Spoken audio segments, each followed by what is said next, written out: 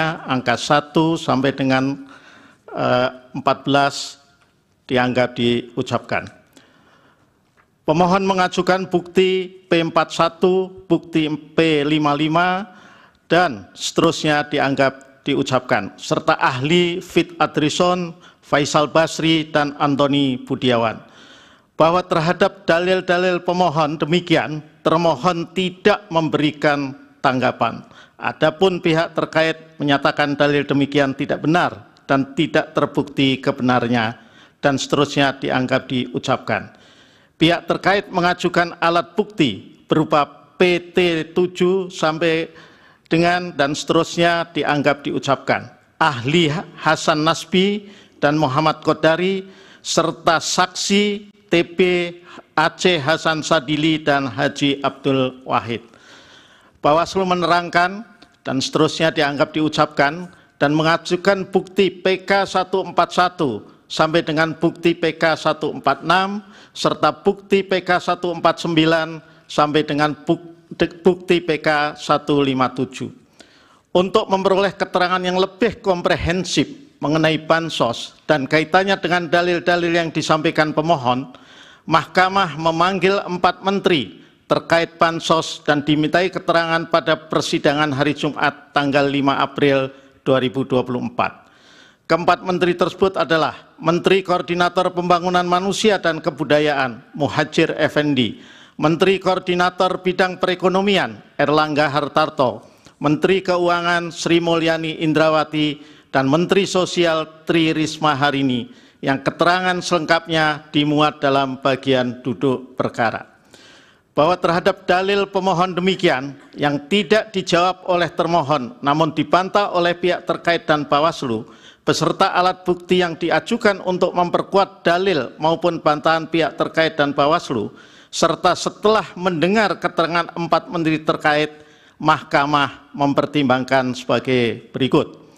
Bahwa setelah Mahkamah mencermati secara saksama keterangan para pihak, termasuk keterangan para menteri serta dokumen yang diserahkan sebagai data dan atau alat bukti pendukung, Mahkamah menemukan fakta hukum bahwa program bansos yang merupakan bagian dari program perlindungan sosial Perlinsos telah diatur dalam Undang-Undang APBN tahun anggaran 2024, khususnya pasal 8 ayat 2 huruf A dan penjelasannya, serta pasal 20 ayat 1 huruf A beserta penjelasannya. Bunyi pasal selengkapnya dianggap diucapkan. Bahwa Undang-Undang APBN tahun anggaran 2024 sebagaimana diterangkan oleh Menteri Keuangan, perencanaannya telah dimulai sejak Januari 2023, yang kemudian mendapatkan persetujuan bersama antara DPR dengan pemerintah dalam rapat paripurna DPR tanggal 21 September 2023. Vide keterangan Menteri Keuangan Sri Mulyani Indrawati, saksi TPH Aceh Hasan Sadili, saksi Haji Abdul Wahid, dan bukti PT7 sampai dengan bukti PT12B. Dari total belanja 3.325,1 triliun yang direncanakan dalam APBN, sebanyak 496,8 triliun rupiah dianggarkan untuk program Perlinsos yang alokasinya terdiri, dan seterusnya angka 1 sampai dengan angka 3 dianggap diucapkan. Bahwa dari pencermatan Undang-Undang APBN tahun anggaran 2024 tersebut, Mahkamah menilai perencanaan dan distribusi bansos merupakan tindakan yang sah secara hukum legal, karena memang terdapat peraturan perundang-undangan yang melandasinya. Meskipun dengan catatan bahwa sebagian dari peraturan perundang-undangan sebagai turunan undang-undang yang mendasari legalitas bansos notabene adalah peraturan yang dibuat oleh pemerintah, presiden, dan atau pembantunya yang berposisi sebagai pelaksana undang-undang. Bahwa notulasi rapat pembahasan dan keterangan menteri terkait pembahasan program bansos sebagai bagian dari program Perlinsos menunjukkan bahwa program yang dirancang presiden demikian telah mendapatkan persetujuan DPR sebagai wakil rakyat. sebagaimana prosedurnya diatur dalam pasal 23 ayat 2 Yungto ayat 1 Undang-Undang Dasar 1945. Mengenai adanya kecurigaan bahwa terdapat intensi tertentu dalam penyusunan program Perlinsos, Mahkamah tidak dapat mengetahui intensi garis miring niat lain di luar tujuan penyaluran dana Perlinsos sebagaimana yang disampaikan para menteri dalam persidangan, khususnya Menteri Keuangan.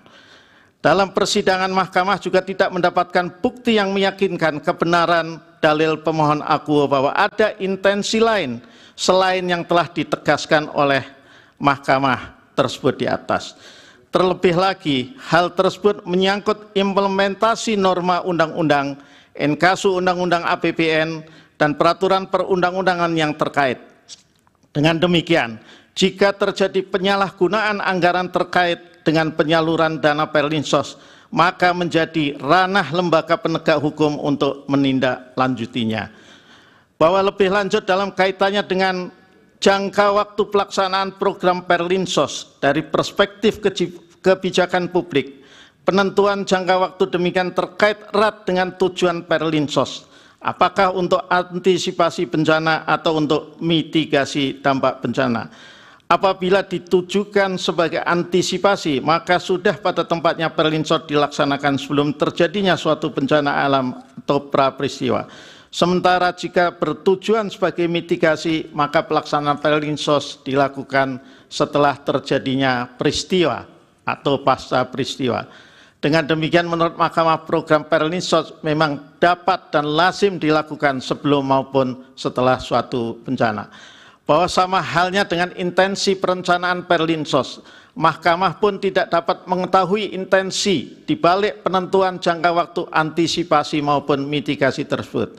Instrumen hukum acara di Mahkamah Konstitusi, khususnya hukum acara PHPU, senyatanya tidak memberikan cukup ruang, waktu, serta alat atau sarana untuk mendalami maupun menyelidiki intensi pembuatan suatu kebijakan publik. Bahwa oleh karena itu, terkait dengan penggunaan anggaran atau realisasi APBN terkait dengan Perlinsos atau yang lain, penting bagi Mahkamah untuk menegaskan hal demikian. 1. APBN ditetapkan dalam undang-undang setiap tahun anggaran. Inkasu APBN 2024 ditetapkan dalam Undang-Undang 19 tahun 2023 tentang APBN tahun anggaran 2024. Dan seterusnya angka 2 sampai dengan angka 10 dianggap diucapkan. Bahwa berdasarkan hal-hal tersebut di atas, penggunaan anggaran Perlinsos, khususnya anggaran Bansos, menurut Mahkamah tidak terdapat kejanggalan atau pelanggaran peraturan sebagaimana yang didalilkan oleh pemohon, karena pelaksanaan anggaran telah diatur secara jelas mulai dari perencanaan, penganggaran, pelaksanaan, dan pertanggungjawaban, termasuk pelaksanaan anggaran Bansos yang disalurkan secara sekaligus, rapel, dan yang langsung disalurkan oleh Presiden dan Menteri, merupakan bagian dari siklus anggaran yang telah diatur penggunaan dan pelaksanaannya. Bahwa dari sisi pembuktian, dari berbagai alat bukti yang diajukan para pihak, terutama alat bukti pemohon, Mahkamah menemukan fakta bahwa alat bukti pemohon yang dapat dijadikan rujukan oleh hakim terkait dalil mengenai pengaruh Bansos adalah hasil survei serta keterangan ahli. Pembacaan atas hasil survei oleh ahli serta hasil survei itu sendiri yang tidak dipaparkan atau diserahkan secara utuh, lengkap, komprehensif sebagai alat bukti, tidak memunculkan keyakinan bagi Mahkamah akan korelasi positif antara Bansos dengan pilihan pemilih secara faktual. Berpijak dari hal demikian terhadap dalil pemohon, menurut Mahkamah tidak terdapat alat bukti yang secara empiris menunjukkan bahwa Bansos nyata-nyata telah mempengaruhi, mengarahkan secara paksa pilihan pemilih. Bahwa selain itu, andai-pun benar terjadi pembagian bantuan kepada masyarakat oleh Presiden, pemohon tidak dapat meyakinkan Mahkamah apakah bantuan yang dimaksud oleh pemohon adalah Bansos oleh Kementerian Sosial ataukah Bansos kemasyarakatan oleh Presiden yang bersumber dari dana operasional Presiden. bahwa sebagaimana fakta hukum yang terungkap dalam persidangan, Mahkamah menemukan adanya penghitungan matematis statistik menggunakan pendekatan ekonometrika yang pada pokoknya menunjukkan adanya korelasi positif antara penaikan bansos oleh petahana dengan perolehan suara pasangan calon tertentu. Terhadap hal tersebut, pihak terkait tidak memberikan tanggapan atau bantahan. Bahwa menurut Mahkamah, ekonometrika memang dapat difungsikan dalam ranah scientific evidence dalam persidangan. Walaupun bukan sebagai alat bukti utama, namun ekonometrika atau kajian-kajian teoritis lainnya dapat diposisikan sebagai instrumen ilmiah pendukung yang dapat menjembatani antara kekosongan atau ketiadaan bukti empiris dengan rasio atau kesadaran manusia, nalar publik, serta dengan keyakinan hakim maupun penegak hukum lainnya. Artinya, walaupun belum akan dipergunakan langsung saat ini, metode penarikan kesimpulan atau metode penggalian fakta empiris seperti survei dalam bidang psikologi maupun ekonometrika dalam bidang ekonomi, matematika, dan statistika dapat dikembangkan dan dipertajam reliabilitas serta validitasnya sehingga metode semacam itu kelak layak untuk dipergunakan sebagai alat bukti utama dalam peradilan. Sebagaimana metode kedokteran dan fisika yang banyak berperan dalam scientific crime investigation dan peradilan pidana pada umumnya. Namun demikian, terhadap dalil pemohon yang mengaitkan bansos dengan pilihan pemilih, Mahkamah tidak meyakini adanya hubungan kausalitas atau relevansi antara penyaluran bansos dengan peningkatan perolehan suara salah satu pasangan calon. Bahwa menurut Mahkamah, pilihan rakyat yang didorong oleh rasa simpati, ketertarikan, kepuasan atas kinerja, maupun rasa kecocokan tentunya bukan suatu pelanggaran hukum. Bahkan sistem kepemilihan kita mengakomodir kampanye sebagai tahapan resmi, wajib agar rakyat minimal dapat mengetahui siapa calon-calon yang dapat dipilihnya. Bahkan pada level yang ekstrim, kampanye sebagai sarana pengungkapan citra diri dapat menggapai di benak konstituen pemilih suatu titik kecintaan fanatisme kepada kandidat tertentu. Konsep kampanye atau pengenal citra diri yang demikian secara faktual tidak melanggar hukum positif di Indonesia. Bahwa dalam pendekatan doktriner, terutama terkait dengan ilmu politik, terutama terkait psikologi massa, tidak dapat disangkal adanya kaitan korelasi positif antara dukungan endorsement terang-terangan maupun tertutup dari seorang public figure terhadap kontestan peserta pemilu.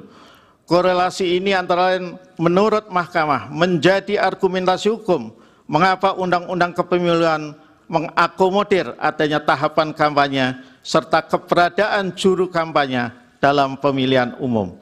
Vide pasal 1 angka 35, pasal 167 ayat 4 huruf G, dan pasal 267 sampai dengan pasal 276 Undang-Undang Pemilu. Tidak lain karena juru kampanye menjadi figur yang diharapkan mampu menarik dukungan masyarakat dan mengalihkan dukungan tersebut kepada kontestan yang didukung sang juru kampanye.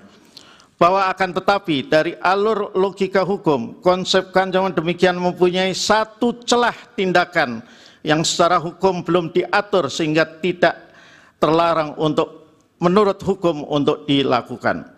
Namun menurut Mahkamah, jika hal tersebut dilakukan, niscaya akan mengubah peta dan pola kontestasi pemilu presiden dan wakil presiden tahun 2024, bahkan mempengaruhi hasil pemilu presiden dan wakil presiden tahun 2024. Hal yang menjadi telah tersebut adalah tindakan endorsement pemberian dukungan terang-terangan dari presiden petahana kepada salah satu pasangan calon peserta pemilu in kasu anak presiden petahana. Bahwa pemilu sebagai sebuah kontestasi demokratis pada dasarnya memang bukan suatu kompetisi yang sepenuhnya seimbang, extremely fair. Kompetisi dalam pemilu bersifat asimetris atau tidak berimbang, terutama ketika salah satu kontestan adalah petahana atau siapapun yang sebelumnya pernah menduduki jabatan publik. Bahwa selama masa jabatannya, seorang petahana pasti mempunyai track record tertentu yang diketahui, disimpan, lalu dipergunakan oleh rakyat pemilih sebagai bahan pertimbangan atau rasionalisasi pilihan mereka di bilik suara. Sesungguhnya track record jabatan seorang petahana merupakan salah satu wujud modal sosial bagi yang bersangkutan untuk memenangkan kontestasi berikutnya. Bahwa sementara kontestan non-petahana harus memulai dari titik nol untuk memperkenalkan diri kepada masyarakat agar dipersepsikan oleh masyarakat sebagai calon yang layak untuk dipilih dalam pemungutan suara. Dalam konteks demikian, manakala seorang petahana yang mempunyai basis dukungan besar tidak mencalonkan diri pada pemilu berikutnya, maka pengalihan citra diri dari petahana bersangkutan kepada pasangan calon tertentu menjadi hal krusial yang dapat mengubah peta dan pola kontestasi, bahkan mempengaruhi hasil pemilu. Bahwa hal demikian pada praktiknya sama seperti seorang juru kampanye yang melakukan tindakannya berusaha melekatkan citra diri sang juru kampanye kepada kandidat kontestan yang didukungnya, sehingga masyarakat penyuka, penggemar juru kampanye memberikan suaranya kepada kandidat yang didukung juru kampanye. Bahwa dari sisi hukum positif mengenai pemilu saat ini, pola komunikasi pemasaran juru kampanye yang melekatkan citra dirinya kepada kandidat atau pasangan calon tertentu bukanlah tindakan yang melanggar hukum. Namun, endorsement atau perlekatan citra diri demikian sebagai bagian dari teknik komunikasi persuasif potensial menjadi masalah etika manakala dilakukan oleh